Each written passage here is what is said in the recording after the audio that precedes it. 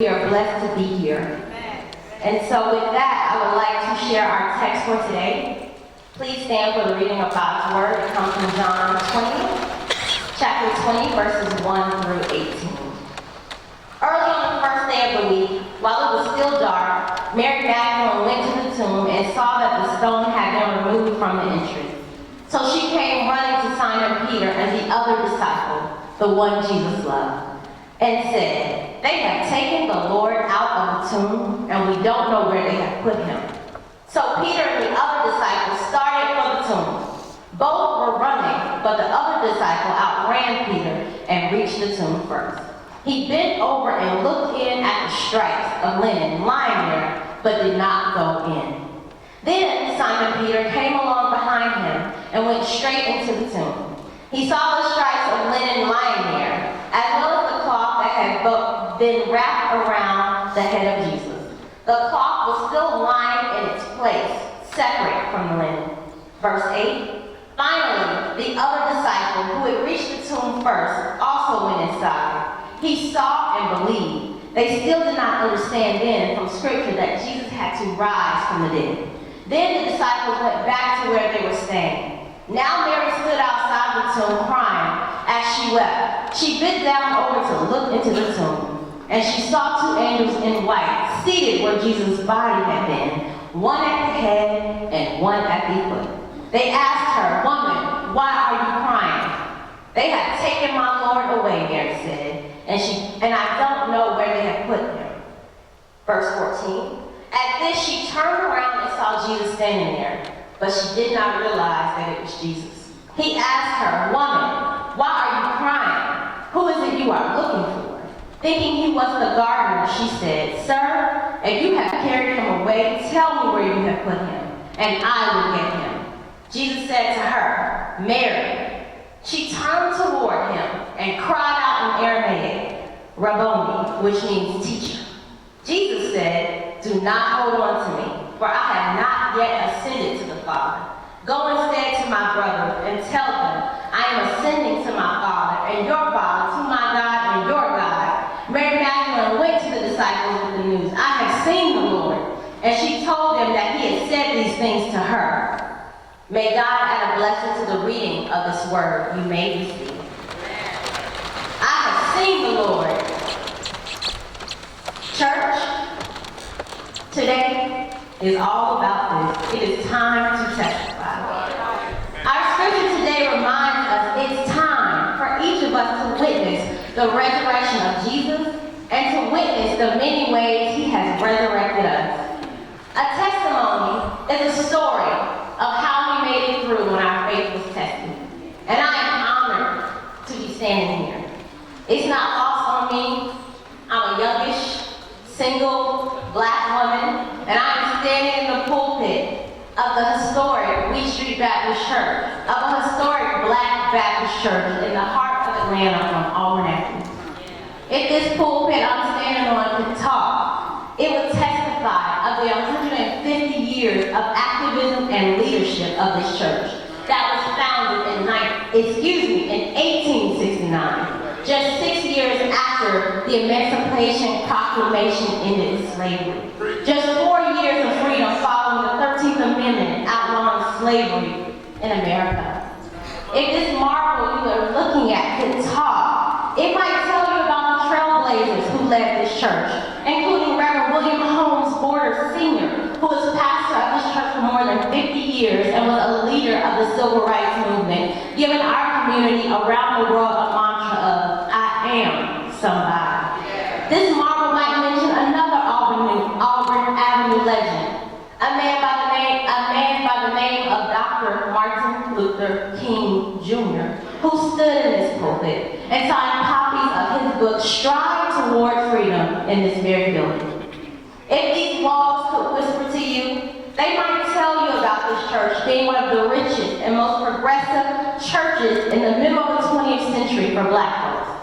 We battled Jim Crow in the streets and we came here to serve. And we didn't just serve, but we circulated our wealth within this community, as this church was one of the first under Reverend Borders to start the Wheat Street Credit Union so that our people could get low interest rates that would transform our lives. These walls might whisper about the work of our immediate past pastor, the late Reverend Dr. Michael Neely Harris, and the time he hosted a reception for someone you might also know, a man named our former President, Barack Obama. If these lights could speak, they would tell you to look across the street at the Lee Street Towers, which houses more than 200 seniors in our community, which recently underwent a $24 million renovation, the nation's first federally funded, church-sponsored, affordable senior high-rise. That's what this church is doing. That's what this church is doing. And we're not done yet. But if these pews could speak that you're sitting on, one of these pews might say, hey, maybe you're sitting where Idris Elba sat when he filmed Tyler Perry's Daddy's Little Girl in this church. This church has told messages around the world and will also be included in one of the upcoming Aretha Franklin biographies. But I gotta tell you something, church. This building can't speak. This marble that I'm on does not have a mouth. Those pews don't have a tongue.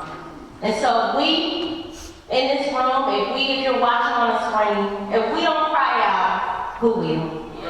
So can I get an amen for what God has already done in this church? Can I get an amen for what God has already done in your life? Can I get a thank you, Jesus, that we are still here, and the best is still yet to come. And as you see me, I want you to look real good at me up here, because I want you to know I didn't see myself coming here. I did not see this for myself, but I'm grateful I serve a God that saw me bigger, better, and bolder than I ever saw myself. And he sees you bigger, bolder, and better than you ever see yourself. So my invitation is for you to try on God's eyes. Will you give yourself permission to see the version of you God has for you? Will you give yourself permission to get the life that God designed for you? Because before we were in our mother's womb, God shaped us. Before we ever knocked, God had already opened the door. Will you walk into the life God has for you? Because as my cousin said to me last week, and Romans 8:28 confirms, everything is already all right. The answer to your prayer is always yes. It's already good, because Jesus already died on the cross. And so I'm grateful to be in a space like this where we can worship. Because God knew before I ever walked in these doors what was in store for me. God put me in a family of teachers and preachers to prepare a path for me. I was so honored for my cousin, Elder Kathy Carter, to get up here and sing today. And I want you to know when you saw her and you see me, I want to just give you a little second on what you're looking at. Because in 1840, a man named Michael Berry was born. And he was born in 1840 as a black man in Virginia into slavery.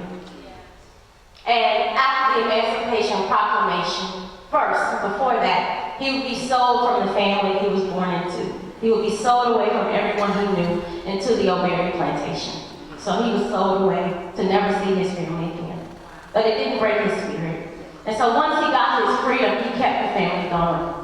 And so he moved from Virginia. He followed work from North Carolina to South Carolina. And when he was there, he met a woman named Tinky and married her. And they had children. And one of those sons was named Walter O'Berry. And Walter O'Berry married a woman named Katie Williams O'Berry. And they had 8 children. And one of those children was Kathy's father.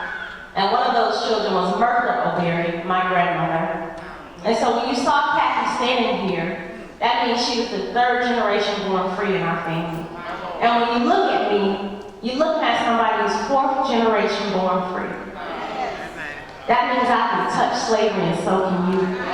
And here we are praising God. So when I get a little excited, I'm trying to hold myself together. I need you to know we serve a nice God. Who is able to keep us. He's kept our people for generations. So hallelujah and thank you, God, for keeping us. And that's the God we serve. Because you might not always feel ready for your testimony. This is where I thought I would be a year ago. I probably would have kept running had I known. But God is creating for you a life. And God has kept us to keep us for the next generations to come. Because the vision always comes with provision. Everything you have been through and everything I have been through was building me for my next. The relationship that didn't work out, the boss who's on your neck, the illness, the crazy family members who ain't here, no not to them. It's all the spiritual gems preparing you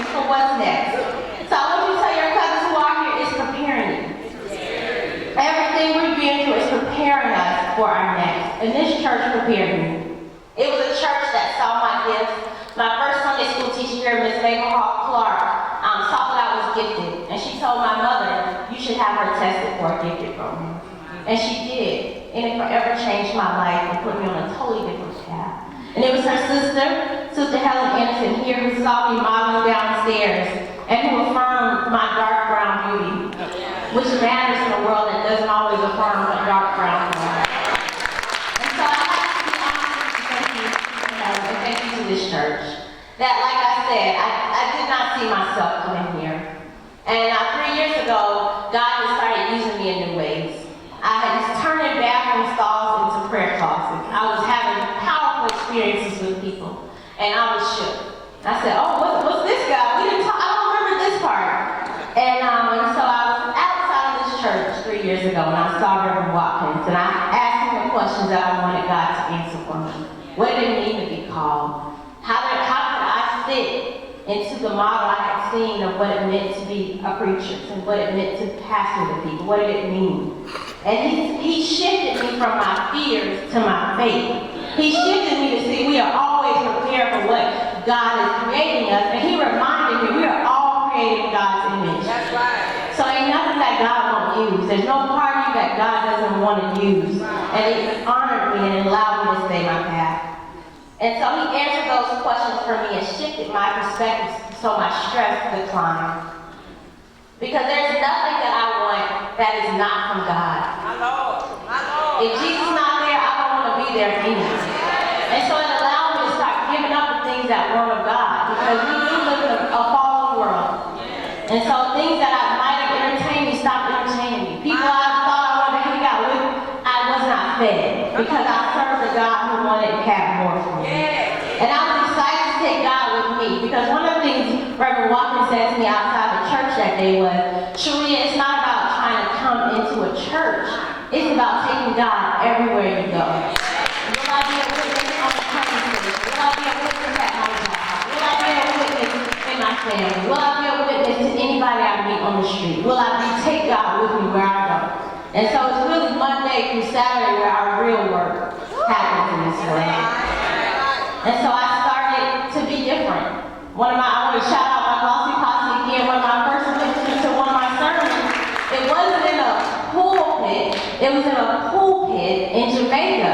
Inside the pool, I was supposed to give a poolside chat, and all of a sudden God was using me. And they witnessed and affirmed my gift, so I want to say thank you. And then this year happened. After 12 years living in New York, I had achieved the dream I set out for. I was a senior editor for Essence, a global media company. I was traveling every month as a speaker and a coach. I had launched my first book, Boss Bride, The Power Woman's Playbook, The Love of Success. My second one's title won't be so long. I was on a book tour. And this time last year, I was drained. My dreams had evolved, and so had I. So I prayed for God for a break. I said, God, I just want to, can I get just a break? Because I graduated from Howard University on a Thursday, and I started working at Essence on I graduated on a Saturday, and I started working at Essence that Thursday. And I had been working for 12 years straight, so your girl was tired. I said, God, could I have a break? And as we know, every prayer and every desire of your heart, God is the yes. God wants you to have the desires of your heart. So even if you just whisper out what it is you really want, trust God. Trust God. And I trusted God with a desire, and He blessed me one better. I had a sabbatical over the last year. I hit reset. I had new clients every month in my new business. I moved home to Atlanta, and I had the opportunity to celebrate my 34th birthday. And it's significant because Jesus died at 33. And so I had already made it a year past Jesus. So the question became, would I give God my life? Would I give God the years? Because He's given me 34 and let me. Because God is gentle. God doesn't force herself on us. God says, I will give you free will. It's your choice. But I have this whole other life that I created. If you just trust me. If you just trust me. And so I decided to trust God more and more. And it was in that time I started to grow and lean into the divine design of my life. Does anybody want that life, the divine design life? The life that God thought about you before you got here. Tell God, I'm ready for that life. And God hears you.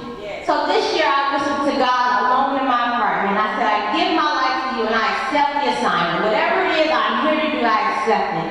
So back in Atlanta in September, I stopped by Columbia Theological Seminary where our pastor is professor and had another conversation with Pastor Walker. And after talking for an hour, he asked me a simple question. He said, are you ready to accept your call? And it's a question I'll ask you too. Are you ready to accept your call? Because each of us come here with a divine assignment. Each of us come here with a calling on our lives to use the gifts God has given us. And so as I sat there and he asked me that question, before I could answer, our Creator is creative. And so God started to run a tape in my head. And so God showed me whispering in my apartment, I accept the assignment. God showed me being at my grandparents' house in South Carolina and being led to pick up my grandfather's spiritual book. His books on the best black sermons. Books I had never knew he had. I was guided to pick them up. God showed me reading Anointing Her Business with Fatima and our book club. God showed me that it was time and that I was ready. So I said yes. And because we all have a call in our lives, you all get to say yes to your divine assignment. And a part of my call is to support you on that journey, to help others embrace your call. And so it sounded great. I was a yes. We said this was back in September. Let's do the sermon in December. And it's historic because my grandfather's birthday is this week. And so the weekend after though, your fears start kicking in. I'm still human. I'm still flesh. My flesh is like, so what we gotta give up? Like, what does this mean? What you gonna wear? What does this mean? And that weekend after I accepted my call, I was at my grandmother, Naomi Howard Jackson's house, my father's mother, in South Carolina. And I was praying hard for guidance because my fears were getting louder. God, I thought I was here to build a business. How would this all work together? How would I be judged as a woman? And my grandmother, who had already transitioned, was a woman of faith. So I leaned into her. I said, Grandma, send me something here. Help me. And I felt guided to pick up the Bible on her dresser, where our text for today stared back at me. I read the words from my grandmother's Bible, and I saw an answer to my question.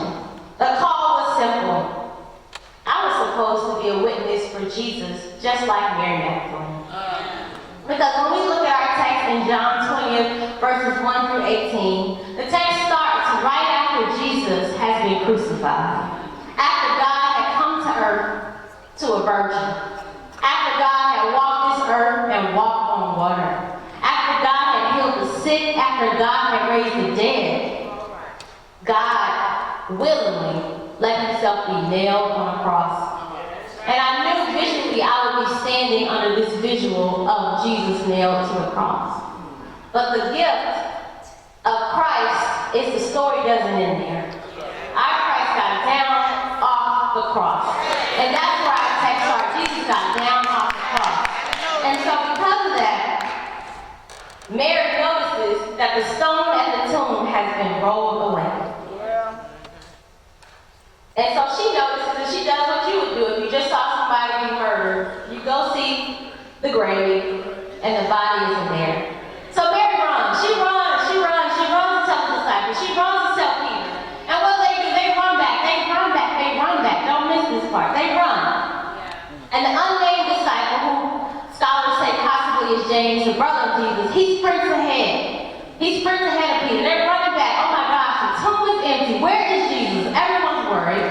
And they running back. And Peter is running, one of the closest people to Jesus while he was on earth. And he runs, and that other unnamed disciple runs ahead of Peter.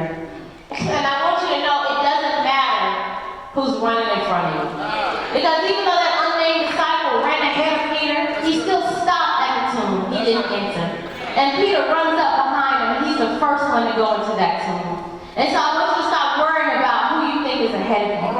Because what God has for you cannot be taken. So God wants you to know it's already there. All you got to do is run your race. And so if you're willing to run your race, let God know I will run my race. And I'm not one of those preachers who needs a lot of call and response, but I want you to hear the words from you. Because when we speak, God listens. And so I want you to speak to God in the most intimate moments and every time you get an opportunity to speak to God. So if you will run your race, let God know I will run my race. So this unnamed disciple who was beloved by Jesus runs ahead. And then Peter comes from behind and is the first to enter the tomb. And he sees the fine linen Jesus was buried and neatly folded, and he looks around wondering where Jesus' body has gone. Then finally, the beloved disciple who was behind Peter, who ran ahead of Peter, now he enters.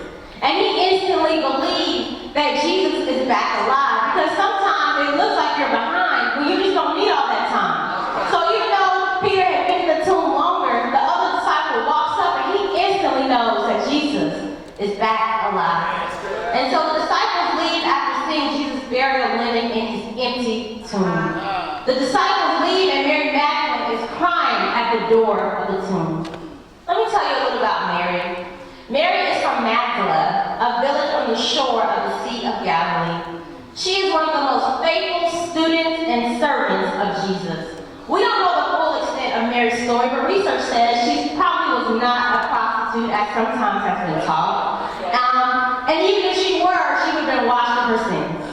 And so Mary followed Jesus as he taught and performed miracles, and she stayed by his side. Mary saw the disciples betray him. Mary watched the disciples deny him, and she watched him be walked and nailed to a cross. She watched Jesus take his last breath. She watched Jesus be buried. And now Mary is looking at his empty tomb. And John 20, chapter 12 states that she looks in and sees two majestic angels in white, seated where Jesus' body had been, one at the head and the other at the foot. They ask her, "Woman, why are you crying?" She answers, "They have taken my Lord away, and I don't know where they have put him." At this, she turns, and Jesus, who she watched be nailed to the cross, is standing there. But she doesn't realize it was Jesus. And we can't really blame her that she doesn't realize it was Jesus, because she just saw his gruesome murder of her teacher and of her Savior. She has seen him buried, and now he is resurrected. And Jesus speaks. Because he didn't stay on the cross. He died for us and got back up, and he speaks. And he says to Mary a question, "Woman, why are you crying? Who is it you're looking for?" And Mary thinks Jesus is a gardener, because sometimes we get it twisted who Jesus is. Even Mary got it twisted. So Mary thinks it's a gardener. She says, "Sir, if you've carried him away, tell me where you put him." She wants to go get the body of Jesus. And so we got to check our eyesight sometimes to make sure we see God clearly in our life. Jesus said, I am a gardener, but I'm a gardener of souls. I'm a deliverer. So I'm not your little friend. Jesus like, I'm not your little friend. Jesus is the Savior. And so she says, "Sir, if you carried him away, tell me where you put him." And Jesus finally reveals himself to Mary and says to her, "Mary." And when you hear your name by God, it's something you never forget. And she turned and cried out in Aramaic, Rabboni, which means teacher. Jesus said, "Go to my brothers and tell them, I am ascending to my Father and your Father, to my God and your God." Mary Magdalene went to the disciples with the news, "I have seen the Lord." And she told them that he had said these things to her.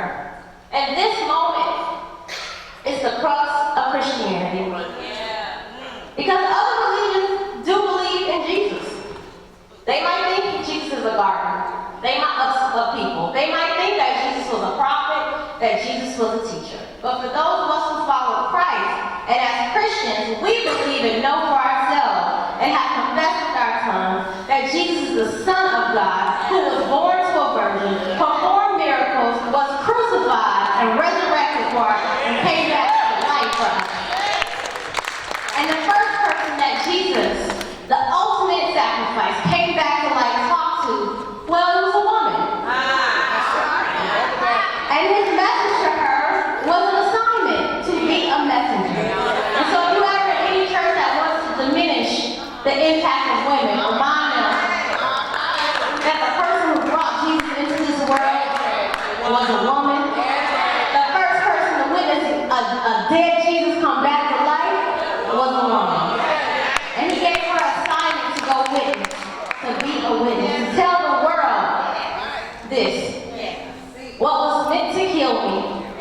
take me out.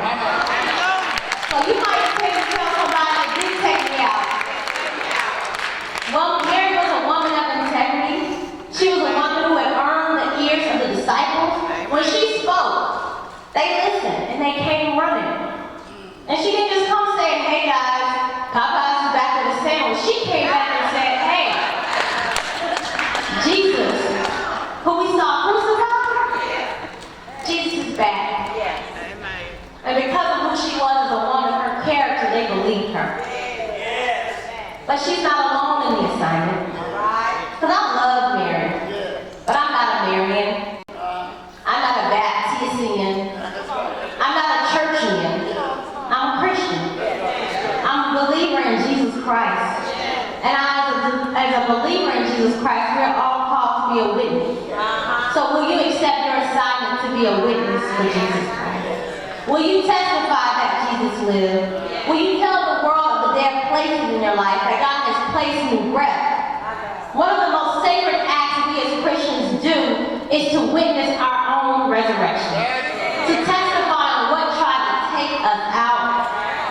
I stand before you grateful that I can stand before you.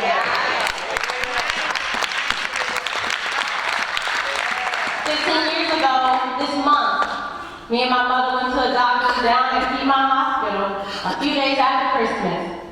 And he looked me in my face, very matter-of-factly, and said, oh yeah, it's malignant, it's cancer. And here I am standing in front of you, 18 years later. Because the blood of Jesus that covered my family through generations, that covered my Bulgarian slavery into freedom, that covered my cousins to drive here today, that Jesus still lives.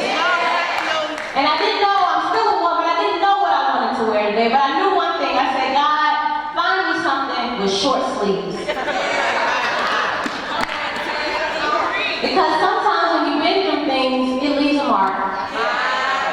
And when I was diagnosed with cancer, I had to get chemotherapy. And to put an IV in your arm every week or two, for those survivors in the house, hallelujah, that we're here. Thank you. And so I still have this 15 years later, I wanted my scar out today. And this is where they put the port in for me to get chemotherapy. Because sometimes what looks like you're killing you is making you better. So I had to lose my hair, had to look ashen. I had to kill the things in me that were killing me so that I could come back alive. And so I wanted to witness to you today with my food. And will you witness your wounds? Because sometimes it's easier for us to show the physical wounds and get honest about the messy wounds. What we wish we could have done differently. But that's where our testimony lives.